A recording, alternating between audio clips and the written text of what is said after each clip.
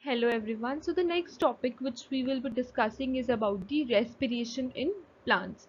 So we will be discussing that what are the respiration in the roots, in the leaves, in the stem. So all this we will be discussing in these slides. So let's start with the first slide, that what is respiration. So, respiration is the process by which fats and proteins, the energy stored in the organic molecule, is released by the process of oxidation. So, this energy is available in the living cells in the form of ATP. ATP is adenosine triphosphate, which is also called as the energy currency of the cell. The oxygen which is required for the respiration is obtained from the atmosphere, and ATP, as I have already told, this is the energy currency of the cell. So by this what we understand that what respiration is. So respiration is when a plant they perform the process of photosynthesis, they create sugars such as glucose, and this along with oxygen is used to produce the energy which is used for the plant growth and development. The process of respiration is essentially the process of photosynthesis, but it is in reverse. So, if we think of the equation, if we see the equation of the respiration in plants, then it is glucose plus oxygen, which gives rise to CO2 plus H2O plus 32 molecules of ATP. So, this is the equation of the respiration part.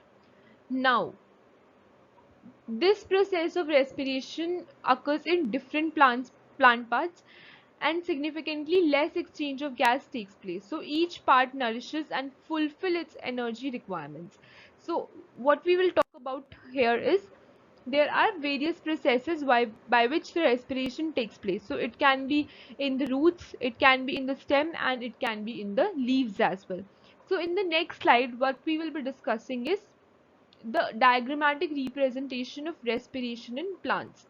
So this is what a diagrammatic representation.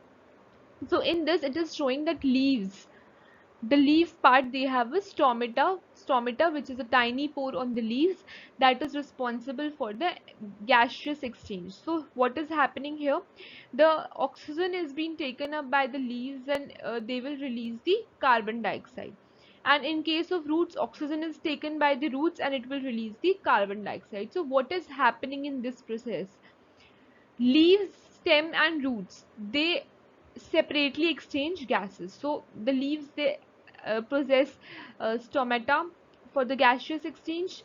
The oxygen which is consumed by the stomata is used up by the leaves of the cells of the leaves to distinguish glucose into water and carbon dioxide. Whereas in case of roots, if we talk about, they are basically uh, there is a exchange of gases between the soil particles. So the absorbed oxygen through the roots, it is utilized to liberate the energy in the future, and it is used to transport salts and minerals from the soil. So this is what is the respiration in case of the plants.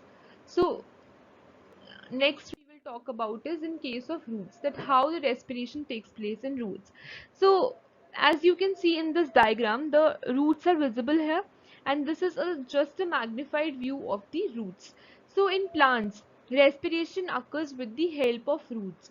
So what is happening is in soil, basically there is a oxygenated air which is already present in spaces between the soil particles.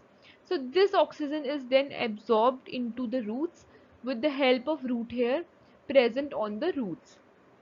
And you can see there is a air, the mention of air, the water molecule, soil, and the root is labeled here. So what is happening, the hair of the roots are in straight contact with them.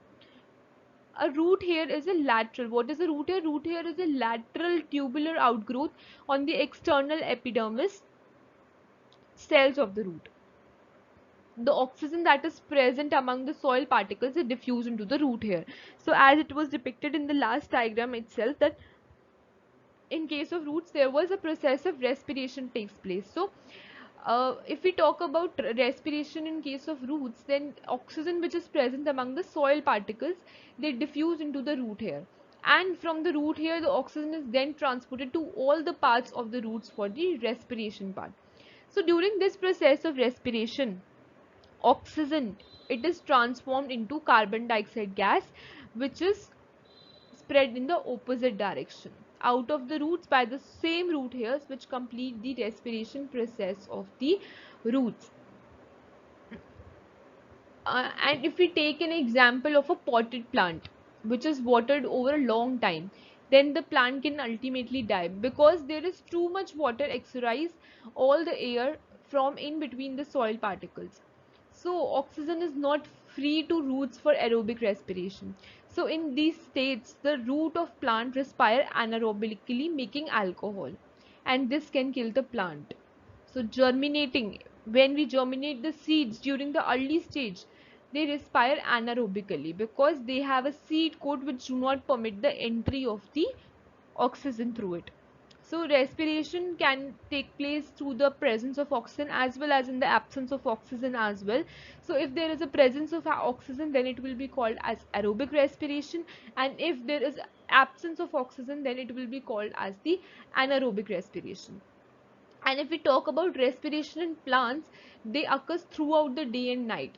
Thereby, carbon dioxide is formed. So, carbon dioxide is formed during the daytime. Total carbon dioxide is released in insignificant compared to the volume of oxygen. So, there is a release of oxygen in the daytime because the process of photosynthesis is there, in which what is required by the trees or plants, they require the sunlight, the carbon dioxide and the oxygen, and they will and the water, and they will release oxygen and glucose as the byproducts. So therefore it has been said that one should not sleep under the tree at night because it will the process will be reversed. There will be respiration in plants, and the amount of oxygen released by the plants will be more at night, and that will leads to excess of carbon dioxide and leads to the suffocation. So that's why it is said that no one should sleep under the tree at night. Now, this is a stem which is being depicted here. The respiration in stems also takes place. So, if we talk about this in plants, basically, if we take the stem, if we take the stem, and there is exchange of gases which occurs through the stomata and the carbon dioxide, the CO2 formed during the process, it gets diffused into the air with the help of stomata only. So in plants that have woody and they have hard stem, the exchange of gases occurs through the lenticle. So if we talk about leaves, in the previous slide, in the slides we were talking about leaves. So the leaves exchange gases through stomata, and in case of stem, they exchange gases through the lenticle. So lenticles, they are usually loose packed dead cells which are present as tiny pores on the bark of the woody plants. So these allow oxygen to pass through the intercellular process of the oxygen of the inside of the tissues and carbon dioxide to be liberated into the atmosphere by the phenomenon of diffusion, which completes the process of respiration in the plants, in the stems. So this is what the respiration in stems looks like. Now, respiration in leaves, as we were talking about this, that there is an exchange of gases which takes place in the leaves through the stomata. So there are tiny pores that are present on the leaves.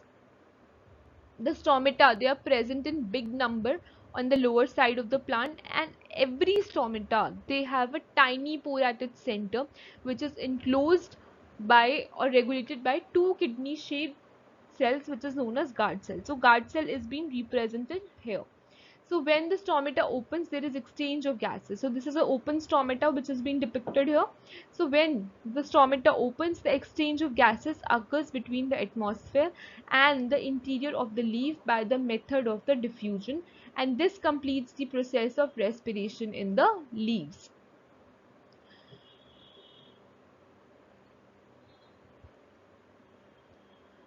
So this is what the exchange of gases which occurs within the closing and opening of the stomata between the inferior or leaves and the atmosphere. Now, as we have discussed already, that there are two types of respiration. There is aerobic respiration and there is a anaerobic respiration. So if we talk about aerobic respiration, it requires the oxygen for its process. So the food molecules, they are completely oxidized into the carbon dioxide. Water and energy is released in the presence of oxygen. So this type of respiration is occurred in all the higher organisms, and it is one of the necessities for atmospheric oxygen. So this is what the aerobic respiration is. And if we talk about the anaerobic respiration, this type of respiration occurs in the absence of the oxygen. And if we take the example of this, then the fermentation in yeast is the best example of the anaerobic respiration. Now these are some of the points that is the summary of what we have all studied. So if we talk about this, then plants, they are no exception. They need to respire virtually all the time in order to supply their energy needs. So they do not they they are not only use the ATP generated in the photosynthesis for these process. They respire in the normal way. For example, there are many steps in the cycle.